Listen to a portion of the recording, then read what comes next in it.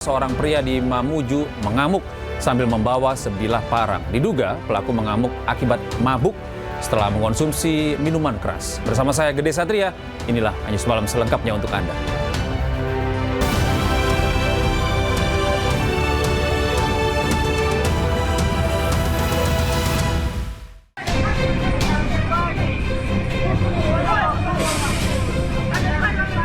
Beginilah video viral yang terekam warga. Memperlihatkan seorang pria berinisial DW mengamuk sambil membawa sebilah parang. Kejadian terjadi di Jalan Tuna, Kelurahan Kali, Kabupaten Mamuju, menghebohkan warga sekitar. Pelaku diduga dalam pengaruh minuman keras. Polisi dan warga membujuk pelaku untuk menyerahkan diri, namun pelaku menolak dan melarikan diri ke sebuah warung milik warga sebelum akhirnya menuju ke arah jembatan.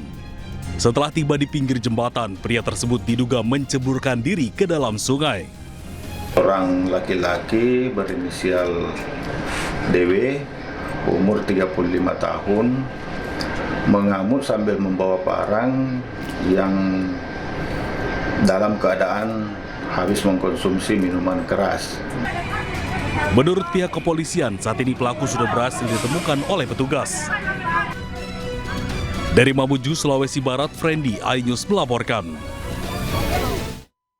Sementara itu, pemirsa, seorang pria di Kabupaten Ogan, Komering Ilir, Sumatera Selatan menembak temannya hingga tewas saat korban berboncengan motor dengan istrinya. Pelaku sakit hati karena diejek berutang di depan umum seminggu sebelum peristiwa tragis itu terjadi. Seorang pria warga desa Sungai Jeruju, Kecamatan Cengal, Kabupaten Ogan, Komering Ilir, Sumatera Selatan nekat menembak temannya hingga tewas. Peristiwa tragis itu terekam kamera pengawas warga saat korban berboncengan motor dengan istrinya. Tiba-tiba pelaku langsung menembak korban yang mengenai dada korban sebelah kiri dan korban pun tak lama jatuh tersungkur hingga akhirnya tewas di lokasi. Pelaku dan korban diketahui masih warga satu desa yang berprofesi sebagai petani. Pelaku mengaku sakit hati dan dendam pribadi kepada korban lantaran korban mengejek dirinya saat hendak berutang uang di depan orang banyak sehingga pelaku merasa dipermalukan oleh korban. Adalah karena dendam, sakit hati, dia diejek di depan umum orang banyak sehingga dia melampiaskan di momen pagi hari ini tadi.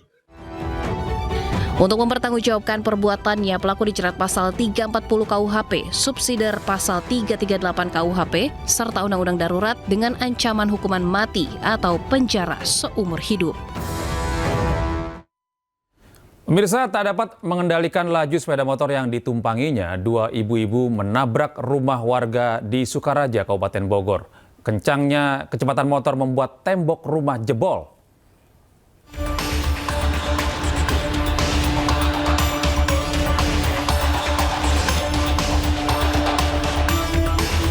Beginilah video rekaman CCTV detik-detik terjadinya kecelakaan yang melibatkan sebuah motor metik yang dikemudikan emak-emak di Kecamatan Sukaraja, Kabupaten Bogor.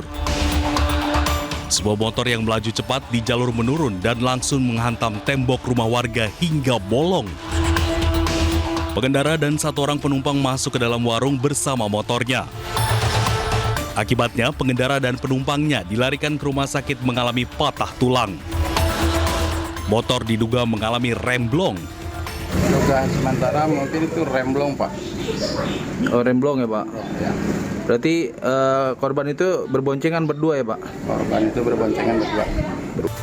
Menurut warga, kejadian sudah berulang kali terjadi. Jalanan menurun yang cukup ekstrim membuat sejumlah pengendara yang melintasi jalur itu pun harus berhati-hati. Dari Bogor, Jawa Barat, Wildan Hidayat, iNews melaporkan. Pemirsa, pelaku pencurian motor nekat melepaskan tembakan beberapa kali saat akan ditangkap warga. Aksi nekat pelaku terekam kamera pengawas dan viral di media sosial.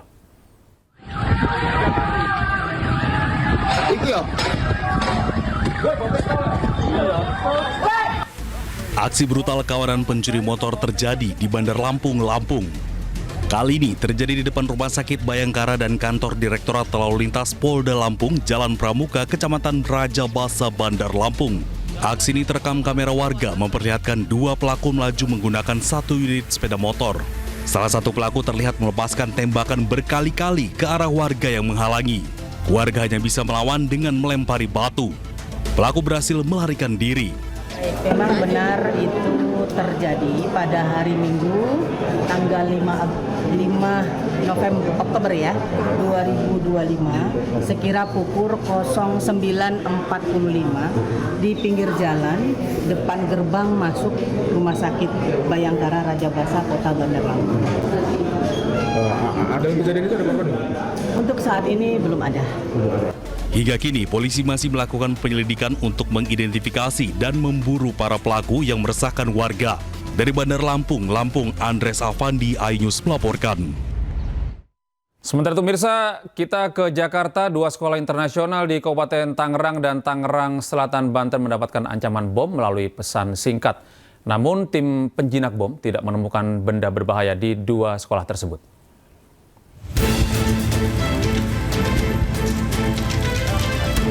Tim gabungan dari Gegana Polda Metro Jaya, Penjinak Bom, dan Polres Tangerang Selatan menyisir 2 sekolah internasional yang mendapat ancaman bom. 2 sekolah yang mendapat ancaman bom yakni Jakarta Nanyang School di Pagedangan, Kabupaten Tangerang, dan Mentari Intercultural School, Bintaro. Setelah adanya laporan, polisi terjunkan tim untuk menyisir 2 sekolah tersebut. Namun menurut Kapolres Tangerang AKBP Victor Inkiriwang mengatakan pihaknya tidak menemukan benda berbahaya di 2 lokasi tersebut. Jadi sementara kita dalami, sementara kita melakukan langkah-langkah upaya penyelidikan. Disampaikan ke WhatsApp maupun ke email ke pihak manajemen sekolah tentunya ya. Tentang bunyi ancamannya itu dari 2 sekolah ini sama atau berbeda? Nanti kami akan sampaikan. Dalam waktunya dari Jakarta Nanyang sekolah yang di sini berapa lama, Pak? Pada saat pesan tersebut dikirimkan pada pagi hari ya. Namun kemudian di Jakarta Nanyang School itu diketahui pada pagi hari, untuk di Mentari Intercultural School itu diketahui pada siang hari. Ancaman bom untuk 2 sekolah ini dikirim lewat pesan singkat dan email. Dalam pesan singkatnya, pelaku meminta uang tebusan $30.000 dan meminta pihak sekolah tidak melapor ke polisi. Meski mendapat ancaman, kegiatan belajar mengajar tetap berjalan normal. Dari Tangerang Selatan, Banten, Nunung Purnomo, iNews melaporkan. Setelah 9 hari bekerja keras mengevakuasi korban, operasi SAR pencarian korban ambruknya pesantren Al-Khosini di Sidoarjo, Jawa Timur resmi ditutup. 67 orang dinyatakan meninggal dunia.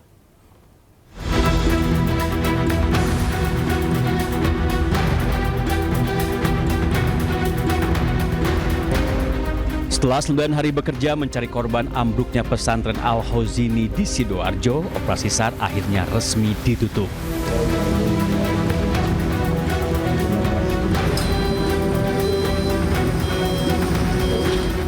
Selain sudah selesai mencari korban, tim SAR gabungan juga sudah memindahkan material bangunan sisa runtuhan.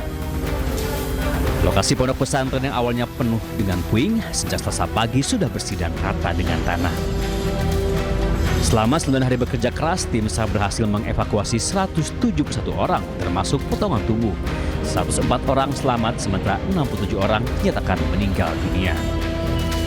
Sehingga kegiatan yang telah dilaksanakan sejak tanggal 29 September dan hari ini masuk di hari ke-9, kita telah menyelesaikan pelaksanaan operasi pencarian dan pertolongan terhadap korban. Terkait ambruknya Ponpes Al-Khosini, Menteri Pekerjaan Umum Republik Indonesia Dodi Hanggono akan berkoordinasi dengan pihak terkait untuk melihat izin dari Ponpes tersebut. Nah, itu nanti kita akan koordinasi dengan PBG itu sendiri, karena kewenangannya dari DPM, jadi kita pasti koordinasi dengan Kementerian Dalam Negeri dan Kementerian Agama. Senin sore 29 September menjadi hari penuh duka, khususnya bagi para santri di Ponpes Al-Khosini. Bangunan yang sedang dalam tahap pengecoran mendadak runtuh, menimbun ratusan santri yang sedang sholat asar. Dari Sidoarjo, Jawa Timur, Hendri Aprilia, Ade Supriyatna, iNews melaporkan. Sementara itu pemirsa, suasana haru menyelimuti pemakaman santri korban ambruknya pesantren Al-Khosini Sidoarjo, Jawa Timur. Meski terpukul, keluarga mengaku ikhlas.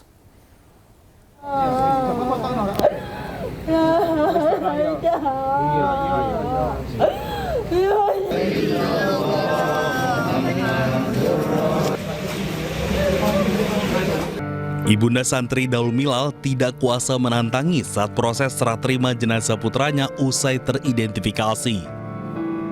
Ia tak percaya bahwa Daul Milal turut menjadi korban tewas dalam musibah ambruknya pesantren Al-Khozini di Sidoarjo, Jawa Timur pada 29 September lalu.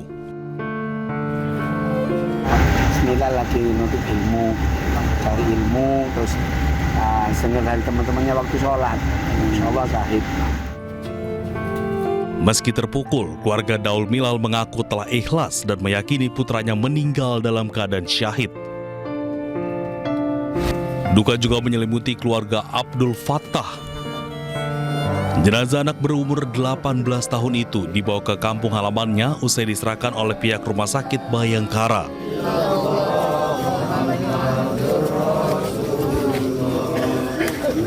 Selanjutnya, jenazah disolatkan sebelum dimakamkan. Suasana haru menyelimuti keluarga dan warga sempat turut mengantar kepergian almarhum ke peristirahatan terakhirnya Senin dini hari. Untuk yang Jeringi ini Abdul Fattah, ini yang Jeringi Asim Bengkel, untuk yang Tampilangan Arif ini. Itu berapa kira-kira santri di Sampang itu yang saya mengetahui yang jadi korban? Untuk yang Sampang menurut informasi nih ya, kita belum valid, itu yang korban itu ada 7. Ada 7, termasuk yang kemarin yang ngaji. Total semua Pak BBD mungkin tahu santri? Untuk yang teridentifikasi itu ada 2. Untuk yang sekarang, yang di Jeringi sama yang Tampilangan. Almarhum Abdul Fattah, salah satu remaja yang menjadi korban meninggal dunia akibat reruntuhan bangunan di Pondok Pesantren Al-Khozini, Kecamatan Buduran, Kabupaten Sidoarjo, Jawa Timur. Dari Jawa Timur, Tim Liputan iNews melaporkan. Pemirsa, Polda Jawa Timur pastikan proses hukum atas ambruknya bangunan di Pondok Pesantren Al-Khozini, Sidoarjo, Jawa Timur akan dilakukan. Namun penegakan hukum akan dilakukan setelah proses evakuasi dinyatakan rampung.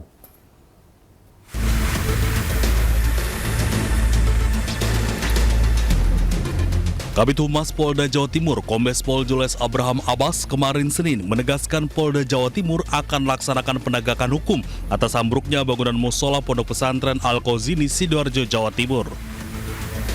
Meski demikian, proses penegakan hukum baru akan dilakukan setelah pembersihan material bangunan dan evakuasi seluruh korban selesai.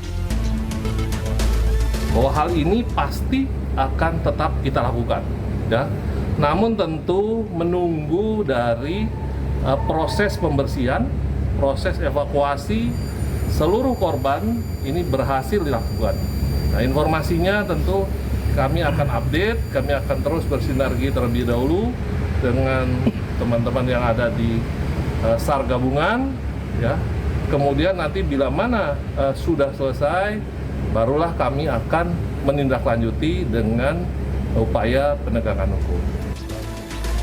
Sementara itu, pakar Teknik Sipil Institut Teknologi 10 November Surabaya, Muji Irmawan, mengingatkan proses evakuasi reruntuhan bangunan harus dilakukan berhati-hati. Tapi saya sudah sampaikan pada teman-teman untuk proses pembongkaran itu harus berhati-hati, jangan sampai menarik kolom yang sudah miring ini. Ini sangat berbahaya. Bisa dilihat sendiri, bisa didokumentasikan. Kalau ini tertarik, gedung yang existing tidak selamat. Kini pembersihan puing bangunan Ponpes Al-Khozini yang ambruk telah selesai dilakukan. Dalam musibah tersebut, 104 korban selamat dan 67 santri meninggal. Tim Liputan iNews melaporkan. Sementara itu, pemirsa, Menteri Koordinator Pemberdayaan Masyarakat Muhaimin Iskandar bertemu dengan Menteri Agama Nazaruddin Umar. Rencananya akan dibentuk Satgas Audit Bangunan Pesantren di seluruh Indonesia yang sudah ratusan tahun.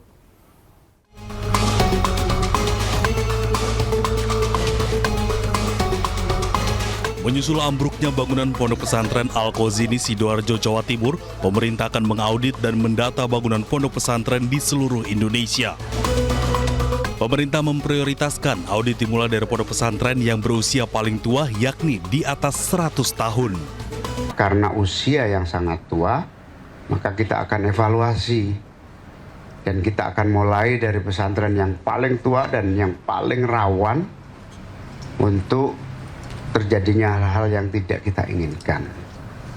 Nah, saya dengan Pak Menteri Agama, nanti juga dengan berbagai kementerian, akan terus melakukan kerja-kerja bersama mengatasi berbagai hal menyangkut penyelamatan pesantren-pesantren dengan usia yang sangat tua di atas 100 tahun dan bangunan-bangunan yang rawan. Terkait hal ini, Menteri Agama Nasaruddin mengatakan pihaknya akan mulai melakukan pendataan. Atas konsen Bapak Presiden, maka kami betul-betul segera melakukan pendataan di seluruh pondok pesantren di Indonesia, mengidentifikasi pondok-pondok pesantren di atas 100 tahun.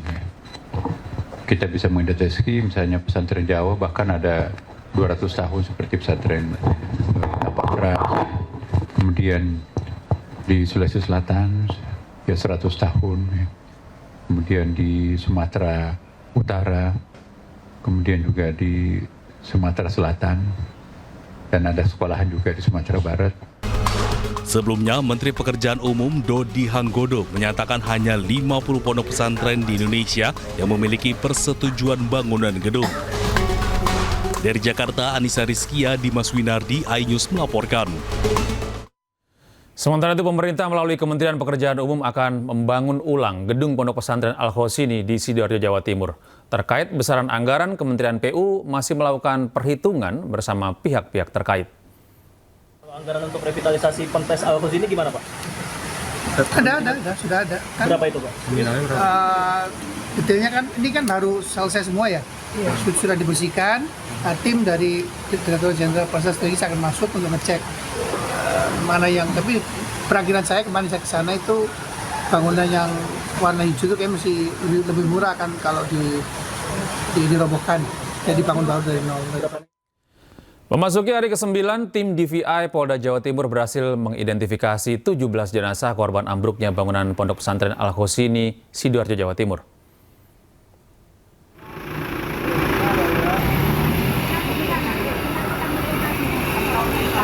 Usai diidentifikasi, ke-17 jenazah diserahkan kepada keluarga untuk dimakamkan. Ke-17 jenazah tersebut dibawa pulang keluarga dengan ambulans menuju rumah duka masing-masing. Sementara itu, hingga Selasa malam, jenazah yang berhasil diidentifikasi berjumlah 34 korban dari 67 kantong jenazah yang diterima. Operasi DVI Polda Jatim di Pondok Pesantren Al-Khosini Sidoarjo pada hari Selasa tanggal 7 Oktober 2025, tim DVI Polda Jatim telah berhasil melaksanakan identifikasi terhadap 18 kantong jenazah yang terdiri dari 17 jenazah dan 1 body part. Dari 8 kantong jenazah itu cocok atau mes. Pemirsa, untuk mengetahui perkembangan penanganan jenazah korban Pondok Pesantren ambruk Al-Khosini, Sidoarjo, Jawa Timur, sudah ada rekan kami, jurnalis iNews, Rahmat Ilyasan di Rumah Sakit Bayangkara, Polda Jawa Timur, Surabaya. Selamat malam, Assalamualaikum, Rahmat. Apakah proses identifikasi masih terus dilangsungkan hingga saat ini, dan berapa korban yang hingga saat ini masih belum teridentifikasi? Baik, selamat malam Gede. Waalaikumsalam warahmatullahi wabarakatuh. Baik Gede, saat ini saya masih berada di Rumah Sakit Polda Jawa Timur di kawasan Jalan Ahmad Yani, Surabaya. Terkait update adanya proses identifikasi di Rumah Sakit Bayangkara Polda Jawa Timur, hingga saat ini, malam ini, berhasil mengidentifikasi 17 jenazah dari 8 kantong jenazah. Dari salah satu orang atau satu santri terdapat 2 kantong jenazah yang berhasil diidentifikasi. Di mana dari identifikasi ini banyak diidentifikasi melalui DNA. Dan juga 4 adanya struktur gigi dan juga sidik jari dan juga properti yang digunakan oleh santri ketika sholat di Ponpes Al-Khosini, Sidoarjo, Jawa Timur. Dan hingga saat ini tim DVI Polda Jawa Timur juga masih terus bekerja untuk melakukan identifikasi. Dan saat ini tersisa 33 kantong jenazah dan sudah 34 sudah teridentifikasi, terdiri dari 5 jenazah yang ada di Sidoarjo kemarin awal-awal adanya tragedi, dan juga 12 kemarin sudah diidentifikasi oleh tim DPI Polda Jawa Timur, dan juga tadi malam saat ini juga 17 jenazah yang sudah diidentifikasi Polda Jawa Timur. Di mana saat ini proses pengiriman jenazah masih dilakukan oleh tim DPI Polda Jawa Timur untuk diserahkan kepada keluarganya masing-masing. Demikian, Gede. Rahmat, kami konfirmasi kembali ada berapa korban yang masih belum teridentifikasi hingga saat ini?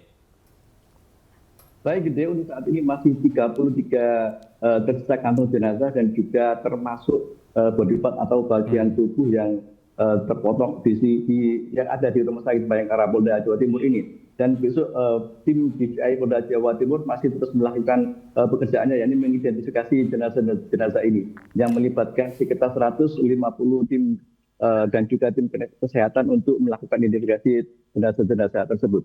Rahmat, apakah ada orang tua korban yang berdatangan ke Rumah Sakit Bayangkara ini? Baik, Gede, sejak Jumat kemarin keluarga korban sudah mulai berdatangan.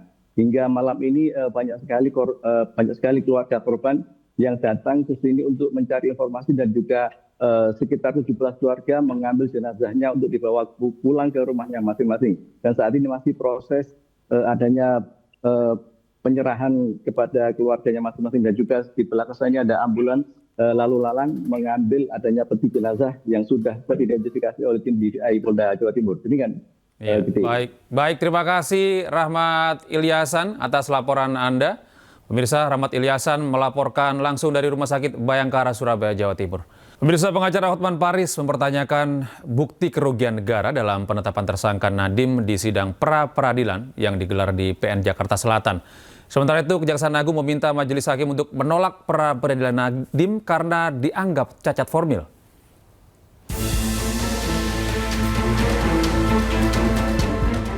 Untuk ketiga kalinya sidang pra-peradilan Nadiem Makarim kembali digelar. Kali ini tim pengacara Mendikbudristek 2019-2024 itu menghadirkan ahli hukum pidana Hairul Huda. Huda menilai penetapan Nadiem sebagai tersangka terlalu terburu-buru. Alasannya, jaksa penuntut umum belum memiliki bukti yang memadai, termasuk tidak adanya bukti kerugian keuangan negara yang ditetapkan lembaga resmi. Nah, yang jadi persoalan adalah apa yang dianggap sebagai kerugian keuangan negara itu harus didasarkan pada, pertama, perhitungan yang dilakukan oleh mereka yang mempunyai kapasitas melakukan perhitungan dan ditetapkan oleh lembaga yang mempunyai kewenangan untuk menyatakan adanya kerugian keuangan negara. Argumen yang sama disampaikan Hotman Paris. Pengacara Nadiem itu menyinggung keputusan MK tentang perlunya hasil audit resmi untuk menghitung kerugian negara. Sudah jelas putusan MK dan kita sudah kasih 4 putusan pengadilan yang menyatakan kalau tidak ada audit dari BPK atau BPKP atau akuntan yang berwenang sebelum ditetapkan tersangka, bagaimana bisa menghitung kerugian negara? Menghadapi serangan balik Nadiem, Kejaksaan Agung meminta Majelis Hakim menolak pra-peradilan yang diajukannya. Kejaksaan menilai permohonan Nadiem cacat formil dan terkesan asumsi. Bersama 4 orang lainnya, Nadiem Makarim ditetapkan sebagai tersangka terkait pengadaan 1,2 juta laptop Chromebook. Negara merugi hingga 1,9 triliun. Tak terima, Nadiem melawan jaksa dengan ajukan sidang pra-peradilan. Tim Liputan iNews melaporkan. Sementara itu, Kejaksaan Agung memeriksa petinggi Google Indonesia sebagai saksi dalam kasus dugaan korupsi pengadaan laptop Chromebook. Dalam kasus tersebut, Kejaksaan Agung menetapkan 4 tersangka, 1 diantaranya masih buron.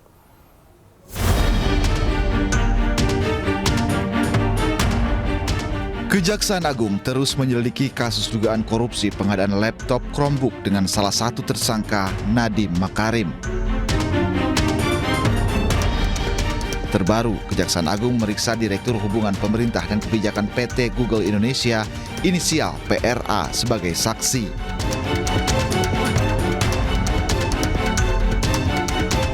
Pemeriksaan tersebut dilakukan di Gedung Bundar Kejaksaan Agung pada Senin 6 Oktober 2025.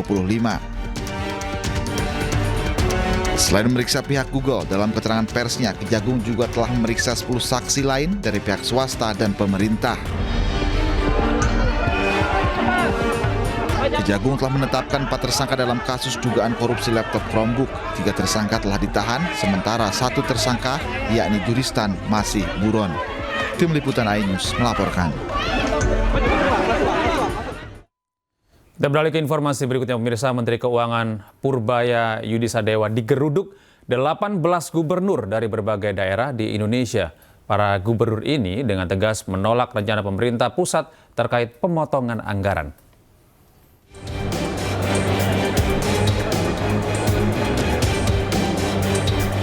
Menteri Keuangan RI Purbaya Yudisadewa menerima Asosiasi Pemerintah Provinsi seluruh Indonesia dalam pertemuan yang membahas penguatan sinergi fiskal melalui mekanisme transfer ke daerah dan dana bagi hasil.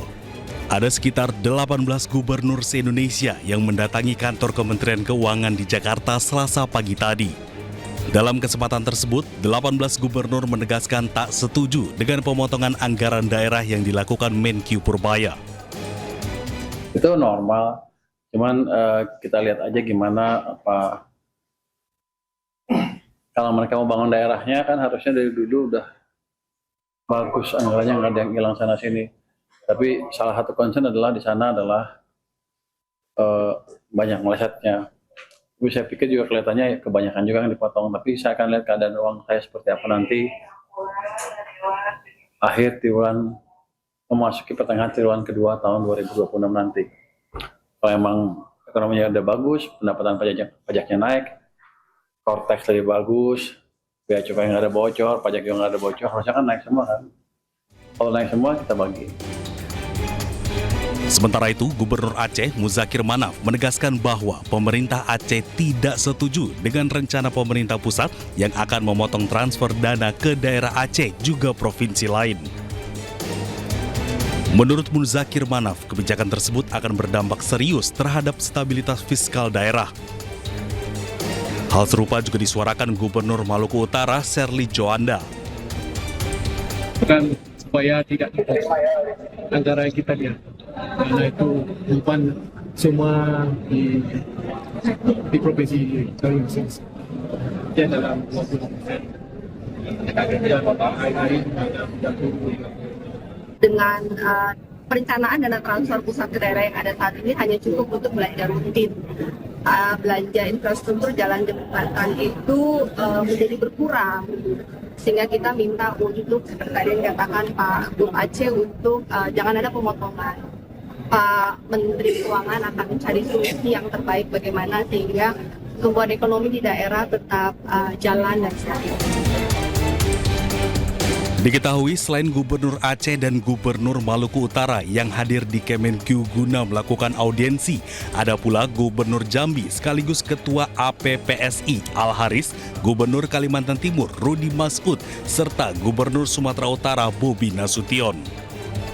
Dari Tim Liputan iNews melaporkan. Kita beralih ke informasi lain, pemirsa. PT MNC Vision Networks Tbk bersama MNC Peduli menggelar kegiatan pencegahan stunting di Kelurahan Kedoya Selatan, Kecamatan Kebonjeruk, Jakarta Barat. Perang terhadap stunting akan terus digalakan sebagai bentuk komitmen membantu pemerintah dalam menciptakan generasi emas 2045 mendatang. Stunting masih menjadi persoalan serius di berbagai wilayah di Indonesia, tak terkecuali di wilayah Jakarta Barat, terutama di kawasan padat penduduk. Memerangi angka stunting, PT MNC Vision Network Tbk bersama MNC Peduli memberikan bantuan peralatan posyandu Bougainville yang berada di RW 03 Kelurahan Kedoya Selatan, Kecamatan Kebonjeruk, Jakarta Barat. Untuk membantu kader-kader posyandu dan warga sekitar, baik ibu hamil maupun anak-anak, dalam rangka untuk menurunkan salah satu tantangan yang terbesar, yaitu stunting. Jadi kami hadir di sini memfokuskan untuk kesehatan masyarakat, baik ibu hamil maupun anak-anak, agar ke depan nilai atau tingkatan stunting itu menurun. Bantuan CSR dari PT MNC Vision Network Tbk mendapat antusias dari masyarakat yang dapat digunakan untuk memerangi stunting di lingkungan mereka. Terima kasih kepada MNC Vision Network dan MNC Peduli yang telah melaksanakan kegiatan berkolaborasi dengan PKK RW 03 dalam rangka penurunan stunting di wilayah RW 03. PT MNC Vision Network Tbk bersama MNC Peduli akan terus menunjukkan komitmennya dalam membantu menekan angka stunting di Indonesia demi mencapai generasi emas di 2045. Tim Liputan iNews melaporkan.